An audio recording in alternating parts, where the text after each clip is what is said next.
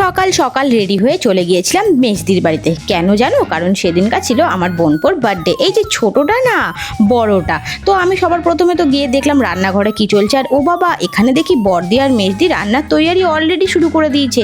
আর আমার তো একটাই কাজ, সেটা হচ্ছে ওরা সব কিছু করে দেবে আর আমি এই সব কিছু সাজাবো।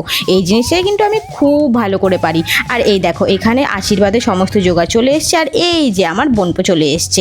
তারপরে শুরু হয়েছে আশীর্বাদের পর্ব। দেখতে দেখতে কত বড় হয়ে গেল আমাদের ভদুয়া। এই তো আমরা কোলে নিয়ে ওকে ঘুরে বেড়াতাম, খেলতাম, কত মজা করতাম। আর দেখো, দেখতে দেখতে 10টা বছর কেটে গেল। 10 বছরে যেন ও একদম আমাদের চোখের সামনে হরহর করে বড় হতে আমরা দেখলাম।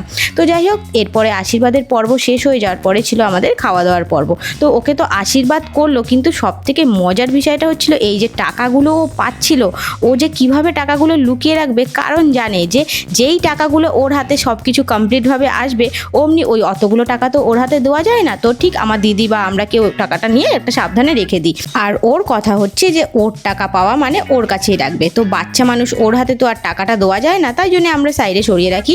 তো এই যে পরপর সমস্ত আশীর্বাদ শেষ হলো, আর তারপরে শুরু হয়ে গেছিলো খাওয়া দাওয়ার পর্ব। আর এখানে দেখো, ও মজা করে শুধু টাকা গুনছে যে ও কত টাকা পেয়েছে।